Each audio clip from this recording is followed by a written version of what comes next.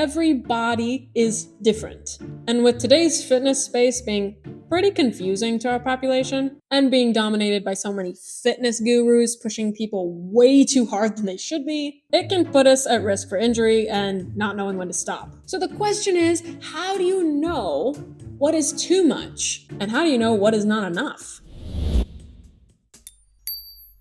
In this video, I'm going to be covering an exclusive principle that I call being prepared for your exercises. Now, while this is in the context of my module for resistance band training, it really does apply to all types of exercises, specifically strength exercise in this context. So for those of you watching this, it can be applied for kettlebell training, resistance band training, body weight training, and even free weight training. This simple acronym of PREPARE will revolutionize the way that you train and progress yourself safely, even from a beginner all the way up to an advanced level. So for each exercise you do, how do you prepare? First, you're going to personalize. Adjust the exercise for what feels right for your body today.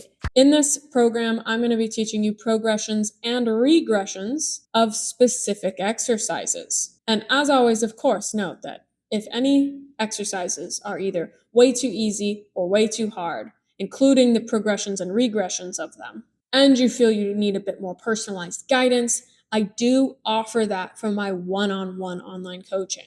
So if you need more personalized help, go ahead and check that out. The R in prepare is rhythm. For dynamic exercises or those with repetitions, keep a smooth, consistent pace throughout all stages of the exercise. You don't want to cheat yourself out of the experience of the lowering phase of a squat, for example, and you don't want to cheat yourself out of the experience of the rise of the squat. I'm not saying to keep it even, but whatever pace you set, make sure it is consistent throughout the entire set. For isometric holds, however, obviously there's no rhythm, but the similar principle applies. Make sure that you're maintaining a strong, stable position. E, exertion. Push yourself to a healthy limit. For most strength-based exercises, especially for beginners, you can aim for a moderate RPE between 4 to 6 by the end of the set, and no more than an 8 by the end of the set. Rate of perceived exertion or RPE aside, you really just want to feel challenged, but that the exercise by the end of the set is still doable. My goal is to encourage you to still stop with success and not when you've actually failed. The next P is perceive. Perceive how your body feels. This is key to exercising efficiently. Notice any shift in form and correct it. Or notice any increase in fatigue. Also notice how you mentally feel. If you're feeling burnt out, exhausted, stressed, or even angry, it's definitely time to stop. Your body should feel fatigued by the end of a set and fatigued by the end of a workout, but you should still feel mildly energized and definitely mentally accomplished. The A is for adjust. If you start to struggle during an exercise, adjust your intensity. For certain strength exercises, that may be reducing the tension or even regressing to an easier variation. For free weight exercises, obviously, that means reducing weight. For isometric exercises, for those of you who may not know what isometrics are, it's kind of like a plank. It's an exercise where you're holding your joint in a stationary position. If you find you can't maintain your form, ease off a bit. Stop the exercise even if needed, or regress to an easier variation.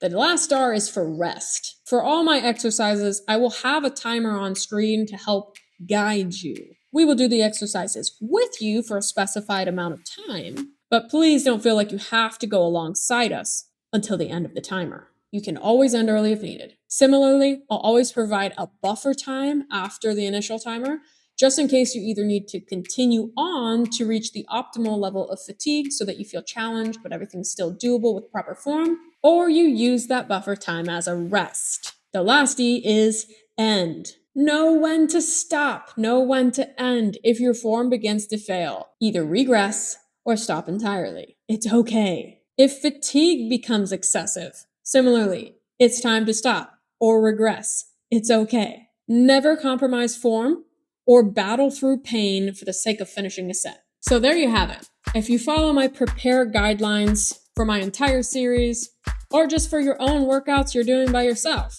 you're more apt to ensure safety and success. As an exercise scientist, this is what I've come up with as the best way to provide general guidance for every exercise that still helps you from plateauing and helps prevent injury. That's all for this one. If you've enjoyed this overview or find it very helpful, please hit the like button, subscribe, and share with all those who may benefit. And always remember, your health is an investment, not an expense.